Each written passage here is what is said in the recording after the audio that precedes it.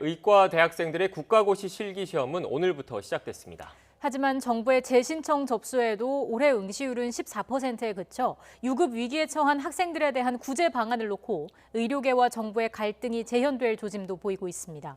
현장에 나가 있는 취재기자 연결합니다. 김지환 기자. 네, 서울 광진구 국가시험원 앞에 나와 있습니다. 네, 지금 시험이 한창 진행되고 있죠. 네, 그렇습니다. 이 국가고시 시험은 제 뒤로 보이는 국가시험원에서 1시간 반 전쯤에 시작이 됐습니다. 응시생들은 지금 12개 시험실을 오가면서 한창 과제를 진행하고 있는데요. 이 진료 문항은 수기 문항과 함께 두 가지 유형으로 진행이 되고 이 병력 청취, 신체 진찰, 환자와 의사소통 등을 평가받게 됩니다. 이 시험은 1시간 뒤인 3시쯤 끝날 예정입니다. 오늘 응시 인원은 모두 6명입니다.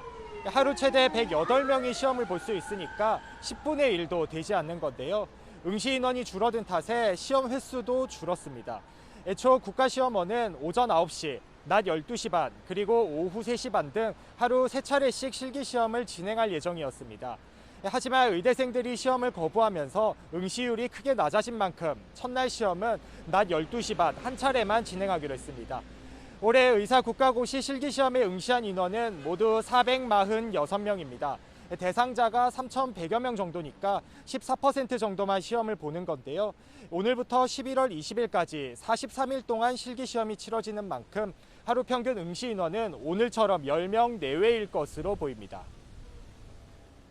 의대생들의 시험 거부가 집단 휴진 사태에 새로운 불씨가 되고 있는데 이 와중에 정부는 추가 기회는 없다 이렇게 다시 못 박았죠?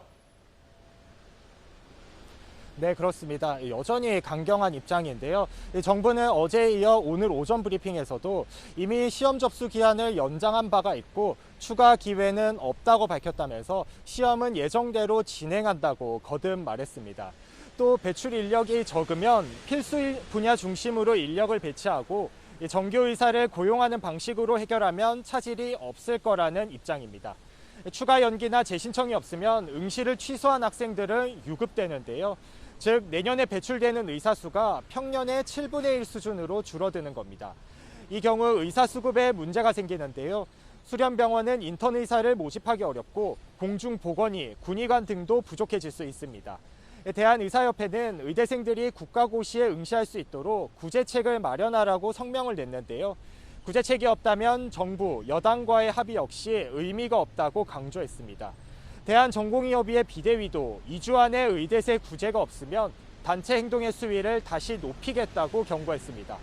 의대 교수들도 상황을 지켜보고 다시 행동에 나설지 결정하겠다는 방침인데요. 이 가운데 의사 국가고시 응시를 취소한 의대생을 구제하지 말라는 청와대 국민청원은 46만 명을 넘어섰습니다. 정부의 강경 방침에 따라 의대생들의 대량 유급이 현실화하면 집단휴진 사태와 국민 여론은 새로운 국면을 맞을 것으로 보입니다. 지금까지 서울 광진구 국가시험원 앞에서 YTN 김지환입니다.